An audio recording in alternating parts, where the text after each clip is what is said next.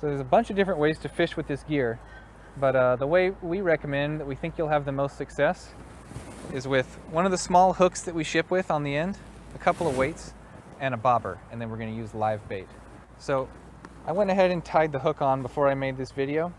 It's pretty much impossible to see how to tie the knot on the video, but in the pamphlet that arrived with the kit, there's a diagram that shows how to tie the knot.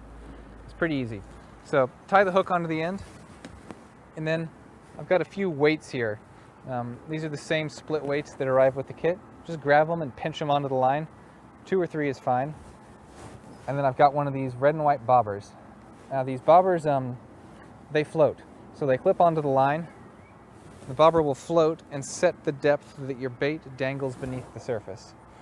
So there's 2 hooks on these bobbers. The way you attach it to the line, bracing the hook on the bottom against my thumb and pressing the button to expose the hook on one side.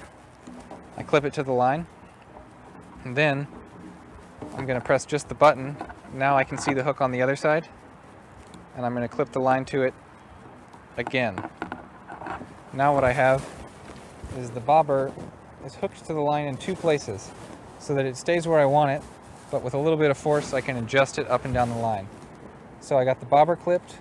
About 6 inches below I got some weights, and then 6 inches or so below that I've got the hook. Take the net that arrived with your kit, and you're going to want to prowl around the banks of the creek or the lake where you are, or maybe in the grass. See if you can net a cricket or maybe some little minnows, and we're going to use those for bait. You could also stop at the bait shop on the way and pick up some minnows, but it's way more fun to do it yourself. So I'm going to go find some minnows, and I'll be back in a second to talk about how to fish.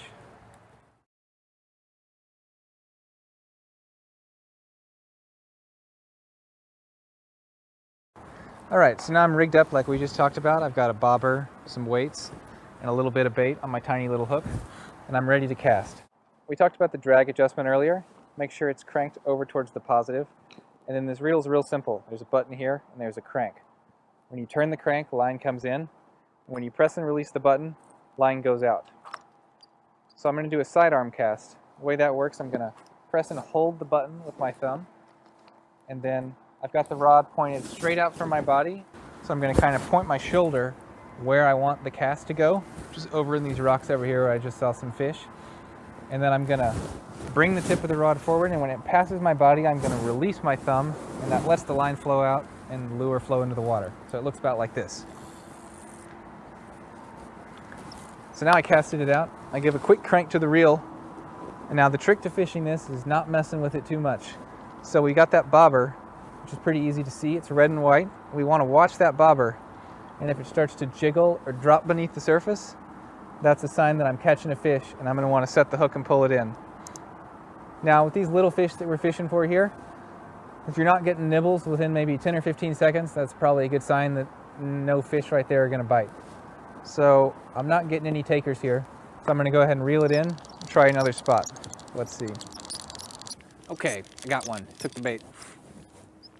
Little guy. So to reel in the fish, I'm going to keep my rod tip high, spin the crank, pull him right in. Now we want to be as gentle to the fish as possible. So you want to wet your hand so that you don't destroy the protective oils on the fish. And then you're going to gently grab him with one hand. This is something where a kid is going to need a bit of parental help, the first few times at least. Now the hook's just gently in his lip, and sometimes you may need a small pair of needle nose pliers for this, but this one I'm able to just pull the hook out. Got the little fish right here, a little perch here in Shoal Creek, and I'm going to gently set him back in the water, kind of move him back and forth until he takes off and he's good to go.